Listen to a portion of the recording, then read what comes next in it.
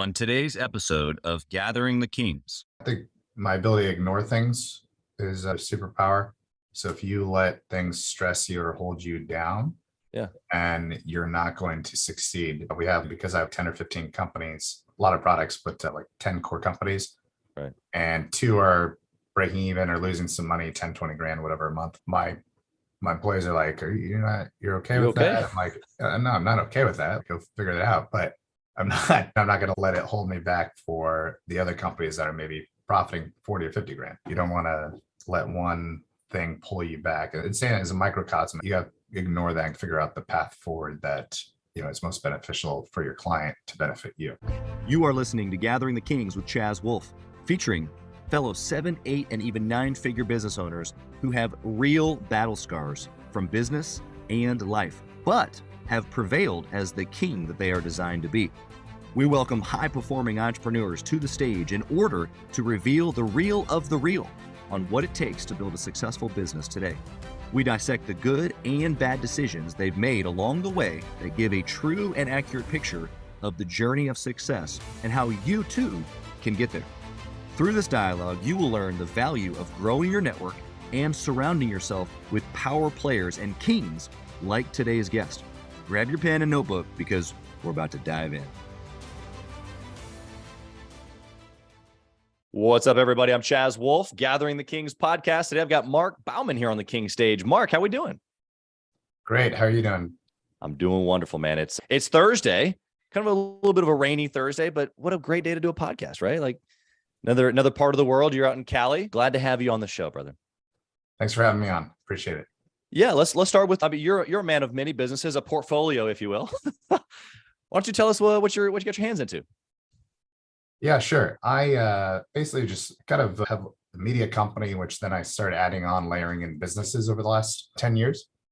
Love it. And mainly because my main company had gotten up to like 40 or 50 million, and then there was like a downturn within that industry. So I decided to leverage some of that revenue to build in other revenue streams. That took me on another path. At the same time, I was working with a gentleman that I got introduced to in Canada who built some really smart digital fingerprinting. Digital fingerprinting is kind of something that YouTube uses to recognize content. Theirs is called Content ID. Nice. And so that gentleman had a great technology that was that had outperformed in a speed test, relevancy test, data test with YouTube. So we built a platform around that. And then in that industry, which is DMCA enforcement, and kind of royalty claiming and rights, we expanded by acquiring other businesses in that industry.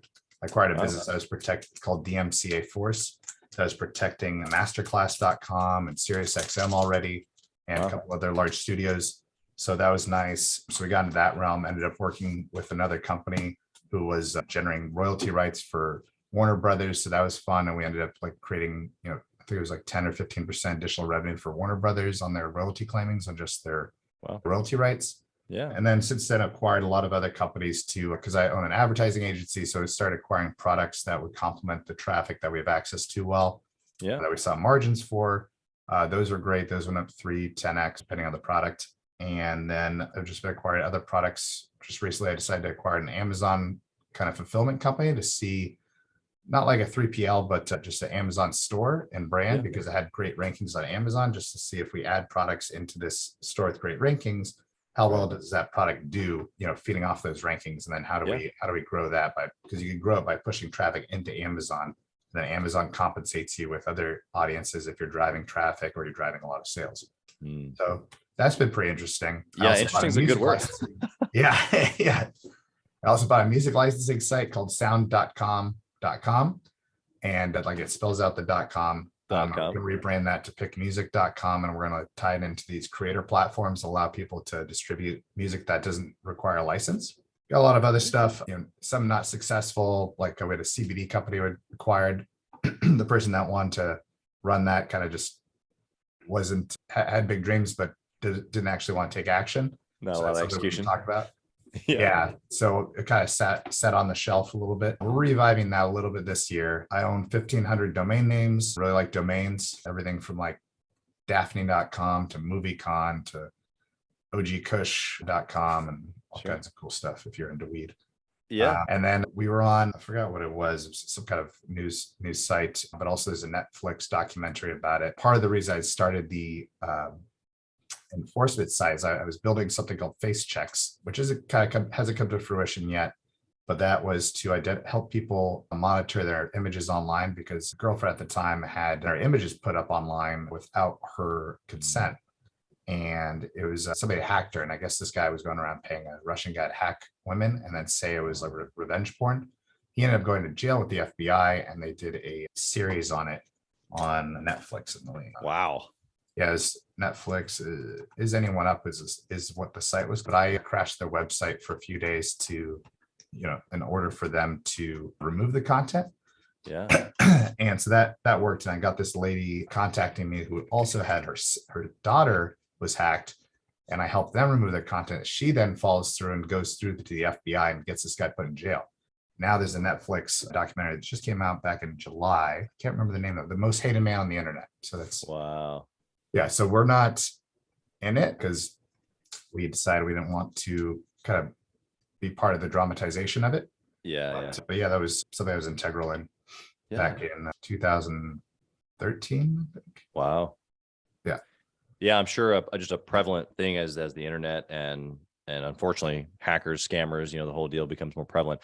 You're obviously well established. You got a lot of cool things happening. I think that the perspective that you're going to be able to give listeners today is incredible. So I definitely want to get into some situational things where we can pick out some of your mindset and the way that you think.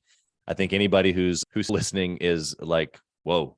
So just appreciate all that. I think that there's a serial entrepreneur piece to you, obviously. We'll get into some of this in your journey as well, but a lot of people think serial entrepreneurialism is sexy, but it doesn't always just happen to where you just start acquiring companies. Like there's a little bit of a process to maybe building that first company, like you mentioned, and then adding on. So maybe we can get into that as well. I want to know, but before we get into the story and kind of like the journey for you, like at this level, you're talking about some major success. You threw out some pretty big numbers.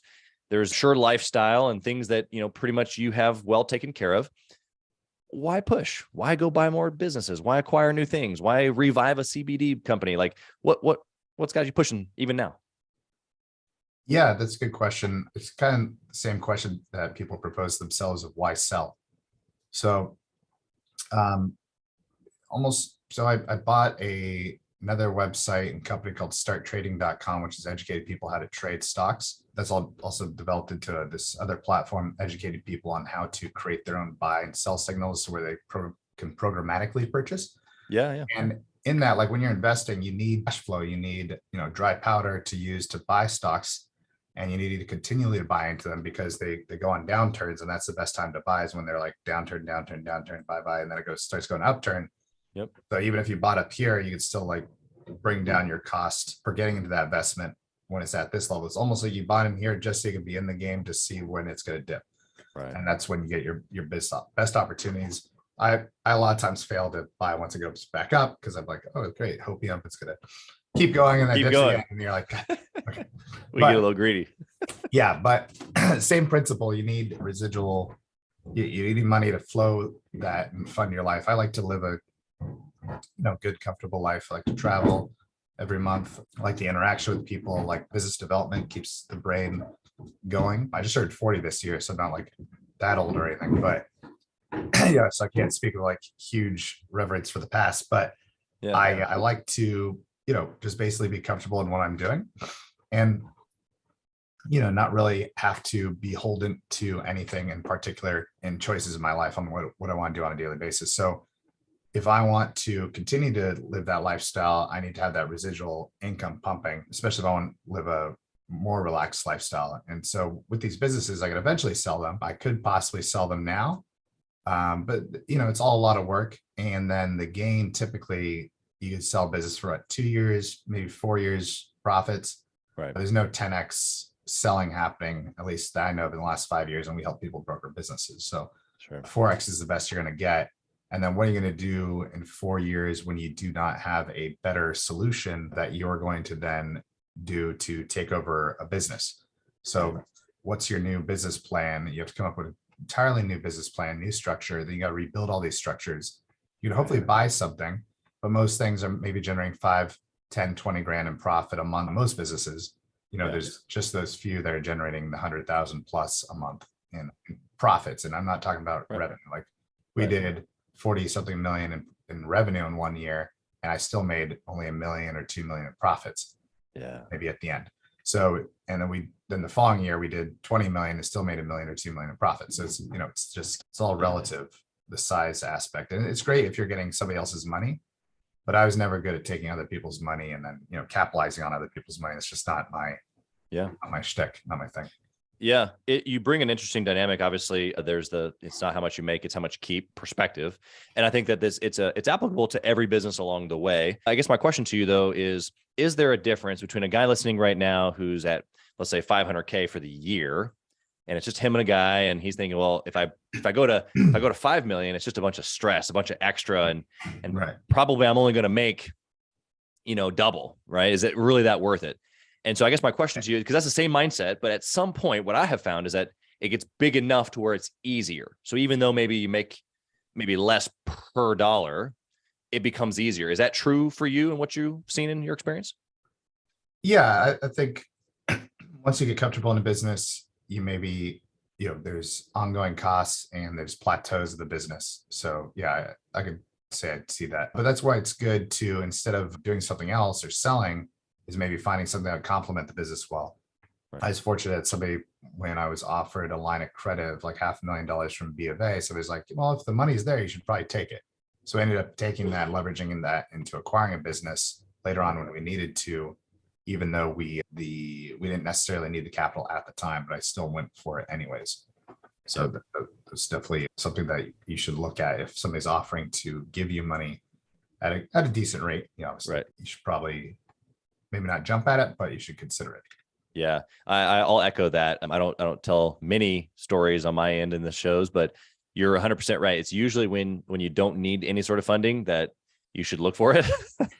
Because it's when you do need it or when you want it to be able to move something forward that something's in the way and then you get jammed up. So that's a great little nugget for the listener. I appreciate that. Mm-hmm. Let's talk about your story. Let's talk about before you even entrepreneur. Like, how did you get into business to begin with? What was your first venture? Give us the story of the younger you. Yeah, sure. I had a friend that was doing the whole like getting paid to surf online, to click on things. That was a big thing a few years ago where you get paid to just click around on things. Yeah. And that was back in 2000, like 97 to 2000. They just get paid to surf the internet, and you make thousands of dollars just literally going around clicking on things, because that's, stores were green and they were just paying for clicks. They thought, oh, get customers in the door. Yeah. And we turn a profit, but lo and behold, somebody took advantage of that. Weird. Exactly. So that was kind of what was happening then. I wouldn't say we were like taking advantage of it. Maybe the person that brought me in was, and so were some other people that were kind of in our like sphere in high school and whatnot. And so that was kind of like a big thing then. So we were doing that. And then that person's like, hey, we could expand this. We could do like an entertainment company. And so we did that together. That became real big. We started promoting other products, became like a super affiliate. Then this thing called the dialer came out. The dialer is where is before the internet. In order to get on the internet, you'd have to get this software, and then you'd pay per minute you were on the internet. So literally every minute you'd be paying like $1, and you get thousands of people paying $1 a minute just to surf the internet. It's a lot of money. And so we were figuring out how to drive the best users. So that ended up turning into these marketing pages, and most of it was video games, naked women, or what else? That was pretty much it. And email. That was the entire internet, like game codes to Zelda. So there's using a lot of that content to just basically get users to go to a page and then try to surf around. And so that was pretty much where we started. And then valuable lesson there, since I was like 17, I think when we started it, most of it was under his father's name. And so I didn't really have ownership, although we were partnering. And so that later down the road became a problem. I ended up suing that partner. Wow. Like 2008, 2009. But it was a good learning lesson. Learned a lot about internet marketing, how to write code, how to decipher web pages, how to build web pages, build some good connections, which then led to my marketing company.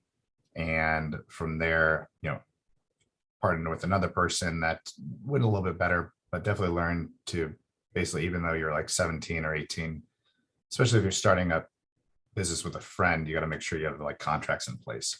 Yeah. Yeah. It's a big deal. It's a easy thing to oversight for sure.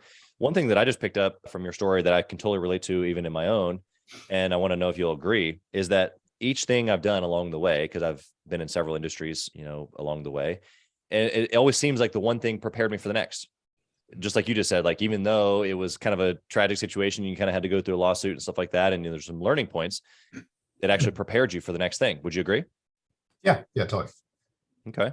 Yeah, if What you're not about learning, then obviously you shouldn't be doing what you're doing if you feel you're not learning at some point still. Yeah.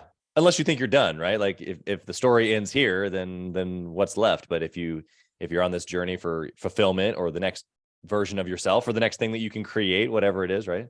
Right. The next business that can provide the lifestyle. What about a trait? I want to know something that you feel like that you have that's kept you from success unexpectedly, maybe. Yeah. So my ability to ignore things is sort of superpower. So if you let things stress you or hold you down, and you're not going to succeed. We have because I have like 10 or 15 companies, a lot of products, but like 10 core companies. Right. And 2 are, breaking even or losing some money, 10, 20 grand, whatever a month. My employees are like, you're okay with that? I'm like, no, I'm not okay with that. Like, go figure that out. But I'm not, I'm not going to like let it hold me back for the other companies that are maybe profiting 40 or 50 grand. So it's like, right. You don't want to let one thing pull you back. And saying it as a microcosm, if there's one client or customer, like granted, most businesses that have an 80-20 rule, 20% of your customers are going to provide 80% of your revenue. Mm-hmm. So if that's one of those clients, I get it. You need to cater to that client. And in that case, it's hard to avoid stressing over those types of things, but you got to ignore that and kind of figure out the path forward that, is most beneficial for your client to benefit you. Yeah. Yeah. It's good perspective. I think that the language that I've used over the course of time is that you have to look the other way. Yeah. As you say, ignore. And it's not about not being profitable. It's about the overall picture, right? Especially if you own multiple businesses, you have to have a global perspective, which sometimes oversteps or supersedes the individual. What about a good decision? I want to know, maybe early on when you're kind of just, figuring some stuff out, maybe in that first initial media company, a good decision that you made that you can look back on and go, this one decision that I made changed the trajectory for all of us. I would say one decision I made at that point, that while I was within the company or exiting. Yeah, either. I think both would be a great perspective, but yeah, either one that comes to mind. Yeah, I'd say within the company, I guess reliance on affiliate marketers and identifying. So if you have a website, and it's funny because my partner at the time couldn't understand, didn't either chose not to understand or didn't want to kind of factor it into our costs. But when if you get 100,000 users sent to your website, about 1,000 to 10,000 of those will come back. So when you're building and you're trying to attract marketers, try to attract more users and traffic, typically the best course of action is you'll have about 10 to 20% of your users. So say an affiliate sends you 100,000 users and you break even with that affiliate, but you notice you got to pay attention to your type in traffic and your web traffic and return users and social media boosts and whatnot. It's all kinds of stuff now, but you'll see an uptick there. And if you want to be competitive, you need to, compensate for that or somehow draw back those customers because you see this residual income coming in. And it might not pay off right away, but that affiliate now, if you have 10% coming back, that means you can pay this guy 10% more, especially that 10% obviously is purchasing. Sure. A lot of that people don't kind of factor that in, and they're just, their competitors do, or their competitors buy 6 months out. So they expect to get their money back in 6 months instead of 1 month or 60 days or whatnot. So that's one thing that I think was super integral. We had like 1 million users coming to the website. How those 1 million users get there, it wasn't just all from us marketing. It was just it had to be from our affiliates because that's where most of the marketing was coming from. Yeah, exactly. I think that even for business owners that maybe don't have affiliates, maybe they're not in the online space, it's strategic partnerships, right? Like other people that run in the similar vein that can pass their traffic to you. It's the same idea, same thought. Would you say that that decision, I mean, obviously it's leverage, right? You're leveraging, this point of traffic. If you hadn't have done that, or what would have been the repercussion, I guess, if someone hasn't done that yet, what are they missing out on? Of obviously other than the traffic, but what's the compound effect over that over 10 plus years of building? Yeah, I'd say if you haven't done that yet, you're probably holding back your growth potential. So if you're not factoring in all the vector points to how your business is growing and how they contribute to that, you didn't just come up with a genius product and everybody wants to go see it.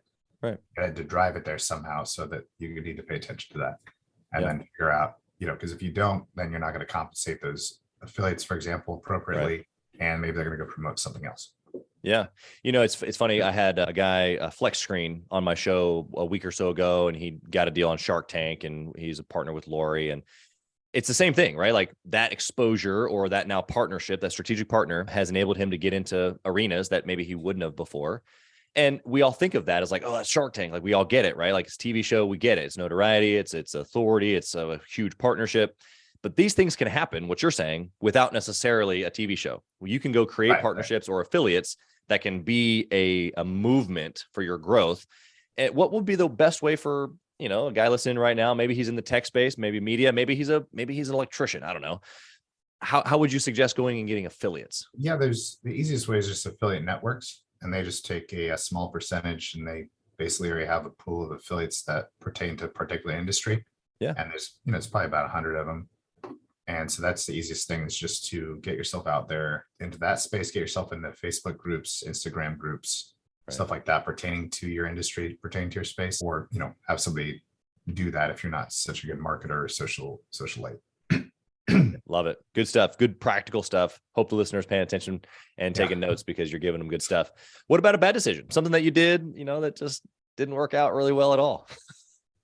Yeah, I'd say, the initial friend and business thing, I would say that was probably the worst decision, rely on that. But like on a business level, I've been playing bad decisions. I think it was a lot of it was probably, employee related and oversight. It's hard to pinpoint like bad decisions that I would have made, except for maybe keeping good people just because they wanted a little extra, even though at the time it wasn't, possible. And there's a little bit of a dynamic. There's still, could have let go of John to save Peter, and, John went away anyways, and Peter would have been a much better keep.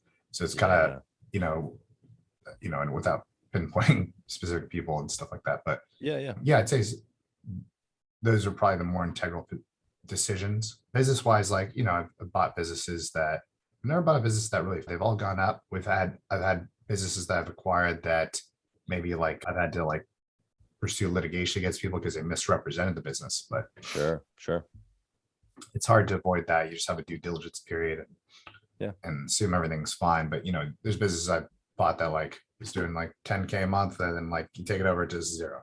You're like, oh, okay, so this is fake. Wait a second. Yeah. And but that was contracts around that person like staying on to manage it, et cetera, et cetera. He just violated them, lives in the UK, so I have to sue him. Basically, it was almost 2 years ago now. So that's the reality. I mean, I think you given a good perspective of, you can make bad decisions. You even gave us several examples: partnership, employees, even the mismanagement of maybe relationships. I think all of that is super applicable. But then even in addition to that, to the last little situation there with the UK situation. But would you say, I mean, obviously at your level, like you have teams, multiple teams. And so is people management, key roles, the development obviously of business is done by your people. So is that mostly what you're focused on now when you're thinking of like good decisions, obviously acquiring good businesses, but also, the people that are inside? Yeah. I think the hardest thing for any employee to understand is how to become a business owner, because they keep themselves stuck in that employee bubble. Yeah. And so it's basically taking, like, how do you instill in that employee how to stack money, right? So it's like, okay, I give you these clients to work with. These clients generate, $100,000 a month for my company. you now have to generate 100,000 and 10,000, $110,000 for these clients to be successful.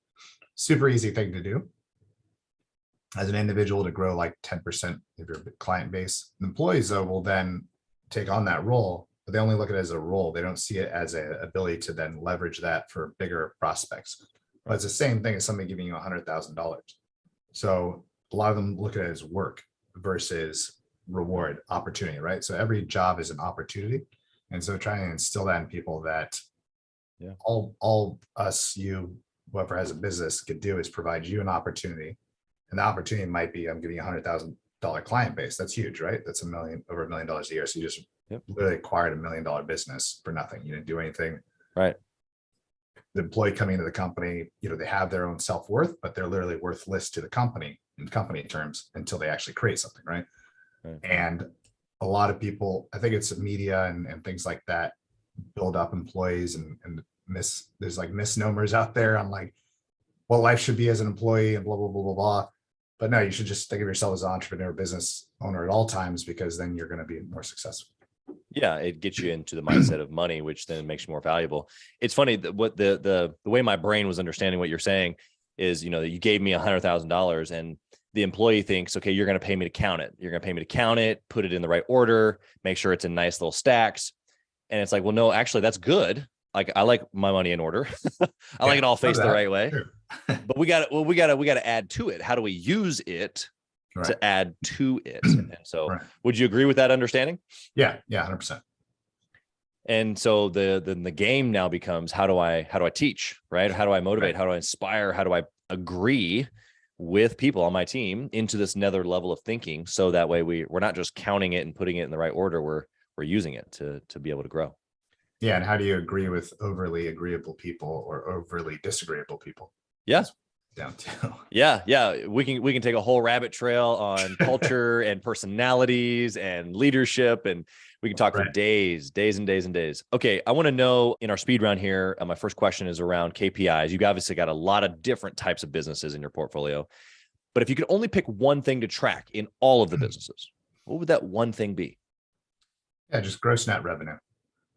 So cash flow off of gross net revenue coming in. So if you know your business is at 10,000 a month and you have 10,000 a month flowing in, and your expenses, you just have to keep an eye on your gross net revenue. So your credit card is always at this level. Your payroll is always at this level. Your marketing budget's at this level. You got to make sure that none of those levels change unless your gross net profit's changing, and then just keep an eye on that. And that's the best metric you possibly do. Yeah. All the other stuff just contributes to it anyways, right? Yeah, exactly. I loved how you gave a couple of different depictions there of some of the stabilizers, the other things that you're paying attention to. Those are obviously important, but they all flow into the one. You're right. Yeah. Mark, and try to compartmentalize those categories so it's easier to keep track of that gross net revenue. So don't worry about, your membership at blah, blah, blah, whatever software you're paying for. That all falls under either operations or marketing. Employees fall under operations or marketing. You categorize them those two ways, or just payroll. Just don't try to overcomplicate.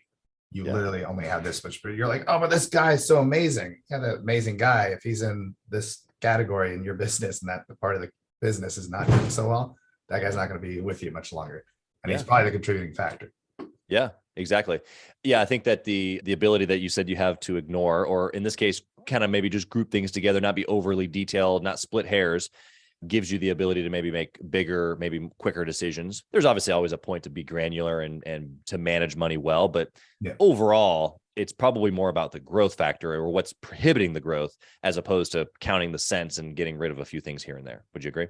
Yeah, for sure. And an example of that is if you focus on how do you squeeze a little bit more out of this over here, you have to think, all right, if I focus more on the marketing and I can grow the business 10 or 20% more, right? What is 10 or 20% of my existing business? Well, I guess those would be equal, but say that's only going to increase your bottom line 5%, but focusing on the marketing will increase your overall business and your longevity. Is always marketing will always outpace like squeezing money out of a rock, squeezing water out of a rock, so to speak. Yeah, exactly. And I think although this is a really simple concept, and guys like you and I, we kick it back and forth like this, no big deal. it's actually a leverage point that most business owners, I think what keeps them probably from 7 figures to even begin with is just this idea of just go grow, man.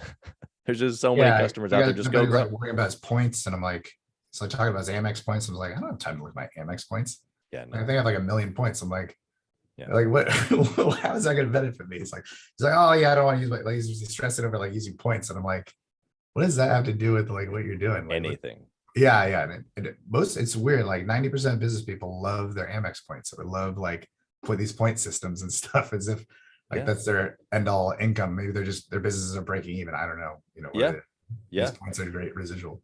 It is funny how those get tossed into the conversation. And it's true. It really is true. I haven't necessarily had the conversation where like someone's been so detailed about it, although it gets brought up in conversation for sure. All the time, right? So it's the conversation of Amex calling me or get the email of like, hey, we should spend time categorizing your top 3. I'm like, no, I just swipe. Oh, yeah. I just swipe, I pay. I swipe, I pay. I don't have time for that. I had somebody visit me at my building here, and they hilariously enough, they're like, hey, your spend went from like 300,000 or 400,000 a month down to 200,000 a month. We're just wondering like, what can we do to get you to spend more? And I'm like, really? Like you're coming to my office to ask me to spend more on my Amex? It's so weird. That's funny. But, I mean, that's their business. It makes perfect sense. It's just, I would never have expected that happening.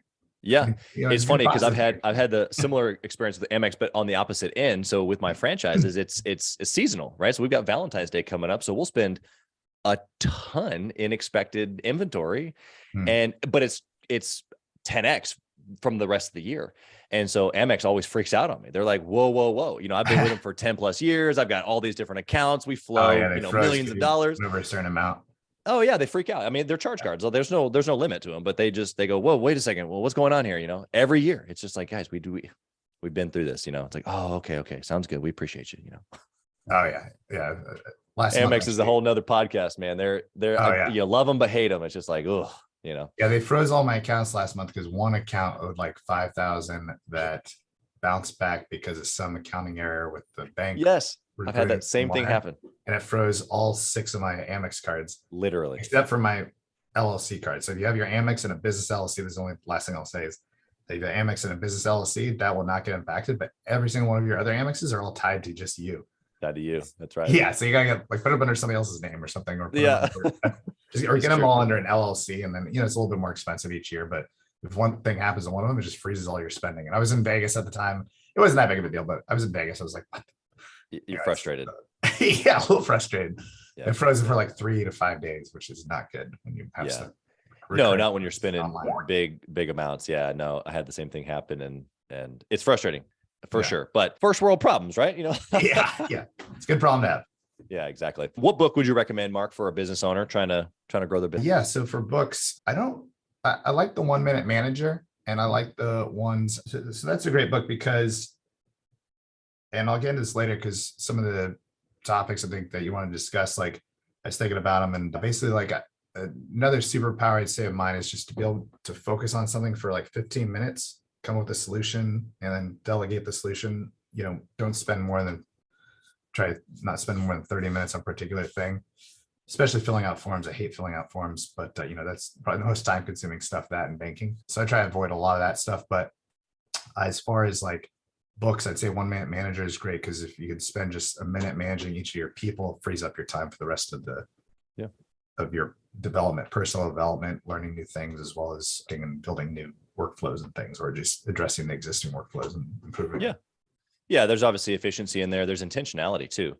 You know, if you can, you know, be concise in your communication, then there's intentionality. You have to be intentional if it's concise. Right. If you're only going to spend 15 minutes on a task, then you've got to be pretty dialed in and intentional in that 15 minutes. So I love the mindset there. What do you think about intentionally networking or masterminding with other entrepreneurs? Yeah. So I think we kind of like, I think we generally discussed this earlier, but I don't think we were on the podcast. Sorry. So I had actually started a mastermind. Well, I was one of the originating mastermind people. It was my friend's idea. He manages one of the biggest and oldest business development coaches out there, Brian Tracy. Yeah, his company's Branditize, great company. They have like Dr. Mike and some other people they manage. But it basically it started this mastermind group, and I thought it was great. You know, it was with some other big marketers in the space. Yeah, you know, 2 of them sold 2 companies for 20 to 40 million plus, which is cool. So it's great talking to those guys just about business, and they're still friends and everything. But the mastermind group for marketing, a lot of the marketing all revolves around Facebook, Instagram, or Google. And me, I was acquiring directly from websites. So you got into a lot of discussions, but a lot of it always trailed over to that side. So I couldn't relate, but Sure. I still like to just discuss general business, employee business, structural business, stuff like that. It's still helpful doing these mastermind groups for sure. Understood. Yeah, it's a big deal, especially when you have maybe some differences. Like, even though maybe you didn't relate to the marketing play that they were all running, but that perspective probably has impacted some other things that you've been able to grow for sure. And I think it gave me perspective when I started acquiring products, not just SaaS, because I was all SaaS before. Yeah. So it's hard to find other SaaS businesses because not a ton of them. Right. Yeah. Yeah. Or for SaaS founders specifically willing to come together and share. It's a little bit of a siloed, which I think is actually accurate for most businesses. Most business owners are siloed themselves. Right. That's why getting together with other entrepreneurs, even if they're in different industries, is still a huge benefit. 100%. I've got a question for you around habits. I asked you about something that kept you, or that allowed you to be successful, but what do you think that, when you think of someone that inspires you, what do you think that they have that maybe you're working on, or that you don't have, or that you would recommend that the listener jump into, or that they press into? A characteristic trait, maybe a habit that maybe all successful people have, or this person that inspires you has? Yeah, I'd say just in the same realm as, my inability to worry about like points and things like that, more financial specific things. I do have some friends that are more tailored and more kind of buttoned up in terms of their operations. Yeah. And try to find, there's a lot of people that will become their operational managers, but they really don't, they don't set something you can visualize. So as being a visual person myself, and like, I think most people are visual learners, I try to cater to that. And a lot of these operational folks, you got to be aware of that, because they'll come in and they'll charge you $5-10 grand a month to come in and help you with their operations and consultancy, et cetera. But they'll set, they'll have their templates of things they do and templates and whatnot. But then if you're not getting an overall picture and vision, and you could probably set this beforehand, is what I learned, is for them to kind of walk you through that vision, see how well they can visualize it for you. And you can visualize this, to take a little time to discuss that with them. Yeah. But if they can't, then they're just really just like organizing, they're like an accountant essentially. Yeah. And you're paying like a huge price for an accountant to kind of help structure things, and they're not actually structuring anything. They're just kind of providing more spreadsheets that you're going to lose or not share with your employees. So the sharing aspect is always and still a challenge, is how do you get people to self-educate, because you don't have enough time to educate everybody. Sure. And that's why you hire managers, is so that they can literally just educate people and make sure that they're all educated and doing what they're supposed to do in a positive, functional way. Yeah. And the crux of that is you can't hire a manager until you're at least 20-30 people strong, because it's just lost revenue at that point. It's sunk cost. Yeah. Yeah. And you're doing it yourself until then, along with all the other things. And so here we find the small business owner stuck. Yes. I wish I had more of that structural trait. I live in chaos. So it's a little bit, I got to find people that can help live in chaos as well, but can still find structure. And then and then you have to be mindful of always reminding yourself to provide that structure within the chaos, because not many people can do that. Yeah, exactly. Love that perspective. I think most entrepreneurs, or at least a lot, can relate to that. And there's VA services, there's fractional CFO services, even at that level. If you're looking for the financial piece, there's lots of options that you can build a team around before maybe you have to, bring those people on full time. And so I think there's a lot of, especially now more than ever with softwares and fractional services, I think that people can do that, but you still have to take the chance. You still got to go do it. It's still an expense. You still have to take a chance, a risk, because a lot of us are visionaries, and organized chaos is it doesn't really get much better than that. It's okay that it's chaos. I just like it, that organized word has to be before it, Organized chaos is what all of our strong suits are, probably. Yeah, exactly. Mark, I got one last question here for you. I want to know if you could whisper in the younger Mark's ear, what would you say? Oh, get contracts. As a Jamie, but that was the only big mistake, I think, is not having appropriate contracts in place. Yeah. Again, I can't stress enough, like setting up yourself, foreseeing the failure ahead of time. So and it's not failure, I guess, foreseeing the exit ahead of time, because nobody sees themselves exiting a business when they're starting a business, because they're passionate about it, they're excited about it. I'll give another example. When I started the advertising company, we saw was taking over managing some existing websites and saw that brokers were selling an ad for $50,000 and paying the website $20,000. That's how I started my advertising agency, because there's this massive 150% gap. And it's only because one of the advertisers reached out because they had asked for a rate reduction. They couldn't get it. And it was, the broker was being strong with them.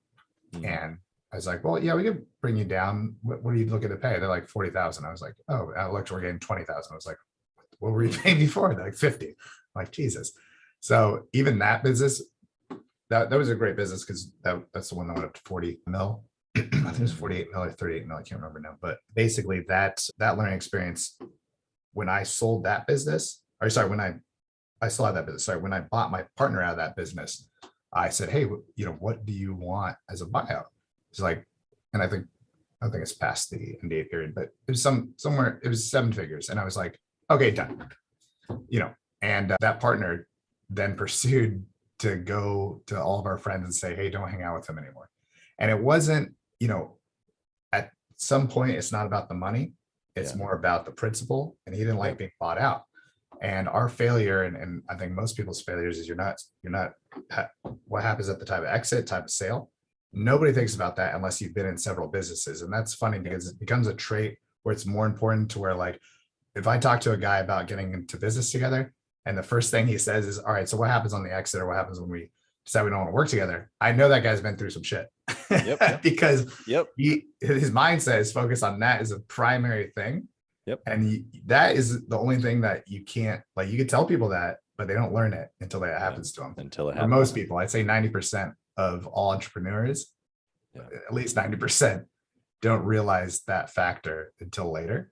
And I still am bad at it. That's not the first thing I bring up, because I'm less concerned about that. I'm more concerned about generating revenue and making money and building a great business. Let's just go. Yeah.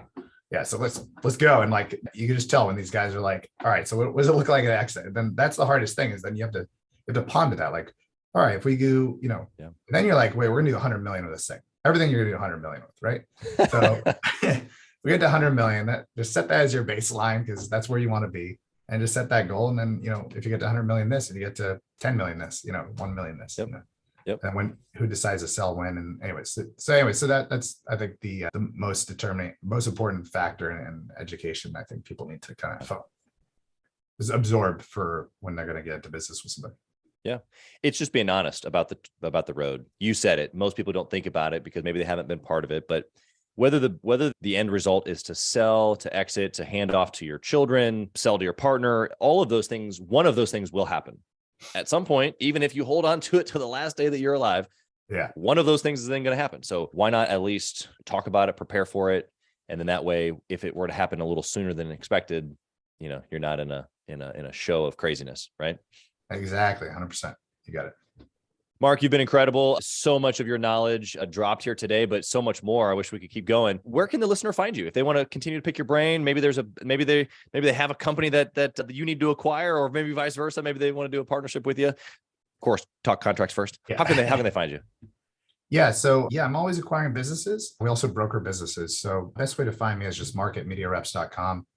Social media, somebody else checks and probably doesn't check, so don't even try to message me on social media, or on my cell phone is best. Honestly, I'm very direct. I don't, it's funny, is I always put my cell phone, I go down my cell phone to probably 5 million people over my time. Yeah. And between emails, between cards, thousands of people each, maybe 1,000 people every convention I'd say I've gone to, and I've gone to a convention once every month for 20 something years, right? So that's 12,000 times, how many years? 20 years. Yeah. So like 120,000 right there, right? And then, on emails, who knows? But my emails in every single, nobody phone calls you.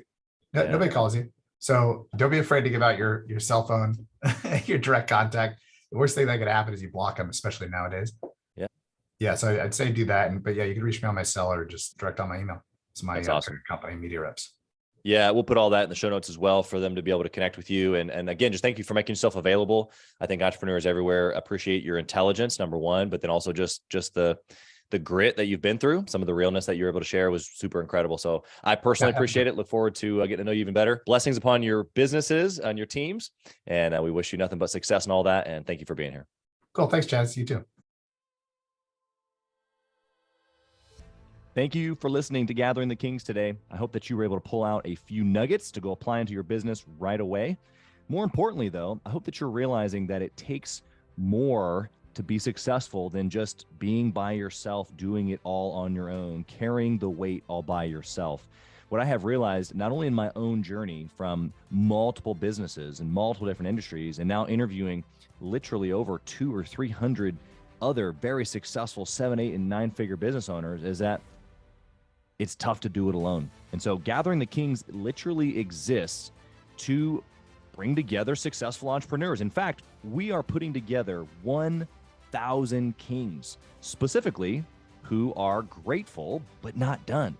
We're intentionally assembling kings who fight tooth and nail for their business, family, and communities. And here's what we believe, that in the pursuit of excellence in those areas, that it ignites within us the responsibility to govern power and forge a lasting legacy. So if that relates and resonates with you, and you know that you need people around you, sharp, qualified, other very successful business owners, I want you to go to gatheringthekings.com.